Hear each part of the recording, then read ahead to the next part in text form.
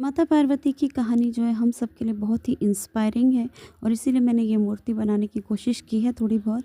लेकिन जो कहानी है वो बहुत इंस्पायरिंग इसलिए है क्योंकि एक ह्यूमन फॉर्म में उन्होंने जन्म लिया, तपस्या की हज़ारों हज़ार वर्षों तक, पत्ते खाकर फिर कुछ ना खाकर, क्योंकि शिव जी को उन्हें प्राप्त करना था।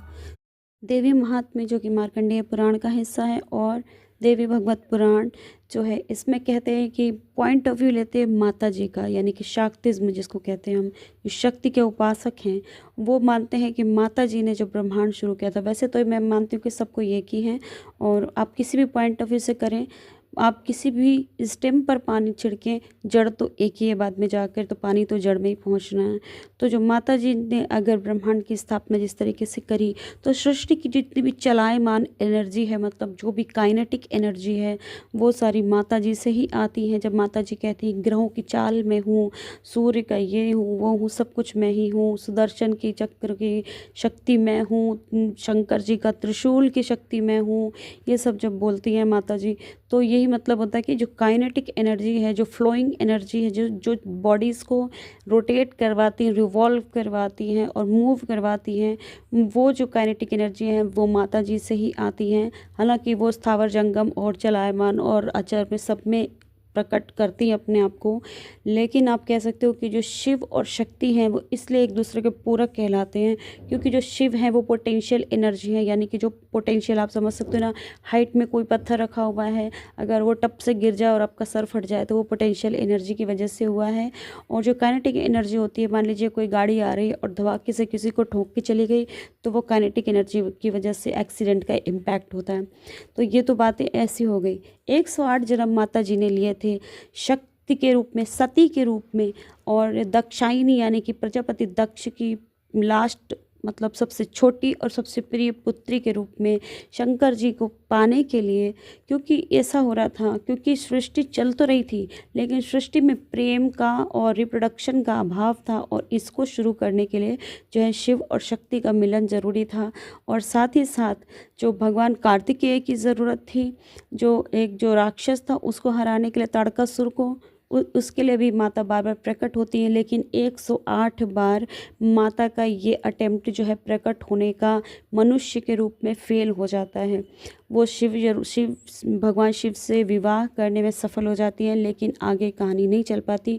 बहुत ही दुखद अंत होता है क्योंकि शंकर भगवान का जो है दक्ष जी का शंकर भगवान से बहुत 36 का आंकड़ा था, क्योंकि जो है फिफ्थ जो ब्रह्मा जी का सर था वो शंकर जी ने अपने त्रिशूल से इसलिए उड़ा दिया था, एशस में भस्म कर दिया था, क्योंकि वो जो है थोड़ा सा घमंड से भर गए थे। वो बाद में आपको कहानी एग्जैक्टली बताऊंगी। तो इसीलिए जो दक्ष है वो कपाली और ये वो कहते रहते थे शमशानवासी, और उनका बिल्कुल पसंद नहीं थे शिव जी। तो इन्होंने क्या है कि इनकी जो पुत्री हुई, माता ने पहले ही प्रकट होकर दक्ष को बोला था कि प्रजापति दक्ष, मैं आपके यहाँ पुत्री के रूप में आऊँगी और मेरा ये कार्य है और ऐसा ऐसा होगा। तब उनके ही भ्राता जो लगने वाले थे, जो कि ब्रह्मपुत्र भी थे, जो नारद जी, तो उन्होंने कहा था कि इनका मिलन शिव से होगा और इसके लिए आप तैयार रहिएगा, क्योंकि वो जानते थे इनको कितनी टेंशन है शिव जी से। तो फिर क्या हुआ कि ऐसा हुआ, और उसके बाद जो दक्ष थे अपने अपमान का बदला लेने के लिए, शिव जी का जो विवाह हो गया था सती के साथ, तो उनका अपमान का बदला लेने के लिए उन्होंने डिसाइड किया कि इनको नहीं बुलाना है अपने बहुत बड़े यज्ञ में, और नहीं बुलाया उन्होंने।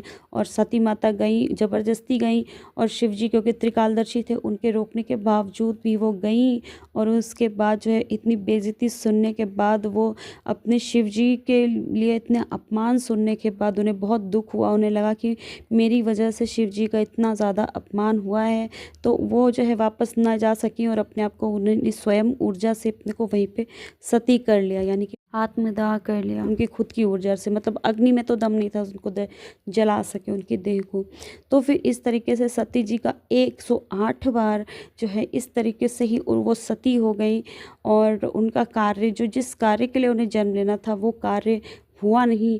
तो तो इसके बाद क्या हुआ, 108 फेल्ड अटेम्प्ट के बाद 109वां अटेम्प्ट उन्होंने के पार्वती के रूप में जन्म लिया। और ये 108वें जो सती का अवतार था माता का, उस माता के अवतार को भगवान शिव ने कहा था कि जब मैं नरमुंड माला पहनता हूँ, ये आपका ही सर है और ये 107 है और इसमें एक की कमी है जो आपका ये आखिरी मुझे मिलेगा इस जन्म में। मतलब इतनी प्रिपरेशन थी, इतने त्रिकालदर्शी थे भगवान, से सब कुछ मालूम था इन लोगों को।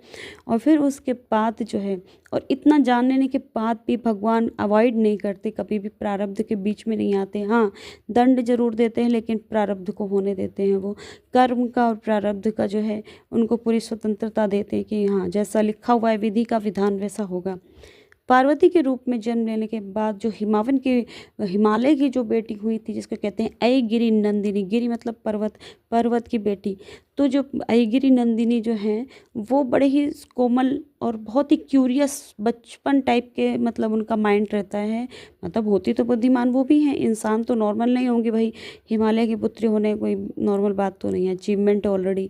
उसके बाद हज़ारों हज़ार साल तपस्या करने के बाद शिव जी को पति के रूप में उन्होंने पाया।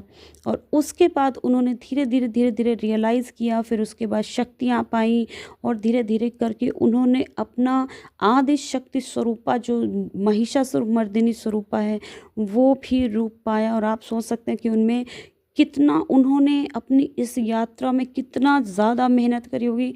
और वो बार बार जन्म लेती रहीं।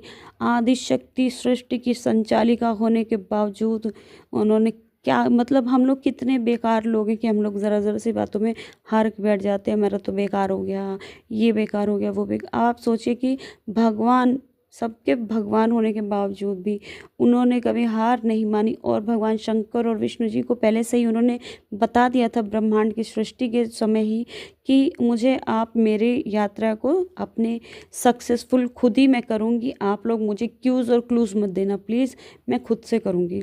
तो इतना लेवल था भगवान का, माता जी का।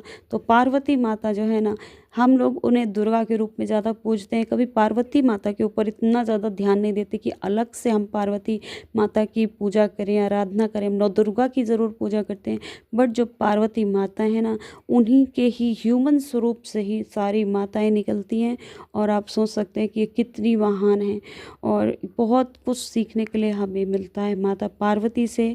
जो कि बाद में जो है ये सारी चीज़ें बार बार जन्म लेना और बार बार स्मृति का खो जाना। यहाँ तक एक और कहानी है, एक अपस्मार राक्षस की, जिसमें आपने देखा होगा कि जो है एक नटराज भगवान शिव शंकर नाच कर एक छोटे से बच्चे नुआ के ऊपर नाच रहे होते हैं। वो बेसिकली अपस्मार करके एक राक्षस होता है। वो राक्षस जो है ना, वो माता पार्वती एक जन्म लेती हैं और वो बाद में भी पूरा डिस्कशन करूँगी। और उसमें उनकी विस्मृति करा देता है और उनके जन्म का जो है कारण ही बेकार हो जाता है। तो उसको क्योंकि मारा नहीं जा सकता था अपस्मार को, और शिव जी उसको शांत रखने के लिए, काबू में रखने के लिए अज्ञानता को और याददाश्त की कमी को, उसको जो है डांस कर कर के जो तांडव होता है, वो एक प्रकार का तांडव होता है, उसको उसके ऊपर चढ़ के वो तांडव करते हैं ताकि ये कंट्रोल में रहे। तो नटराज जो है इस तरीके से काबू में रखते हैं। तो पार्वती माता बार बार जन्म लेती हैं। और ना सिर्फ पार्वती, उसके बाद भी उनके कई सारे जन्म हुए हैं। कभी जन्म कह लीजिए और कभी प्रकट करती रहती है माता जी अपने आप को इस तरीके से। तो ये कहानियाँ बहुत ही इंस्पायरिंग होती हैं। आप सोच लीजिए कि जब भगवान अपने आप को, विधि के विधान को और इस पे प्रारब्ध में कभी भी इंटरफेरेंस नहीं करते हैं, तो आप भी चीटिंग करने का मत सोचिए। हमेशा हार्डवर्क की ही बात होती है। और बाद में कर्मण्येव अधिकारस्ते माँ फलेषु कदाचन।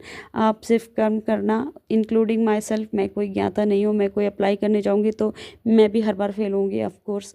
तो ये सारी चीज़ें हैं जो हमारा धर्म हमें सिखाता है। कोशिश हमें करनी चाहिए कि हम उसको फॉलो कर सकें, जो कि कृष्ण जी भी कहते हैं, हमारा कर्म तक ही हमें खुशी हो जानी चाहिए हमने कर्म कर दिया। और मैं बहुत दुखी थी एक बात को लेके, अभी न्यू ईयर मेरा बिल्कुल बकवास चला गया इसी वजह से। तो happy new year to all of you. I hope कि आप लोगों ने बहुत इन्जॉय किया होगा। आगे के लिए आप देख सकते हो हालात बहुत बुरे हो रहे हैं, इंटरनेशनली युद्ध वुद्ध हो रहे हैं और ट्रम्प तो पकड़ के ले गया एक बंदे को। आप देख लेना न्यूज़ क्या चल रही है। ओके, अच्छा लगे तो लाइक शेयर सब्सक्राइब कर दिया करो। Bye bye and take care, enjoy your days, enjoy your happy new year. And आप लोग सब हेल्दी रहें, सक्सेसफुल रहें। Bye bye and take care. जय माता जी की। हर हर महादेव।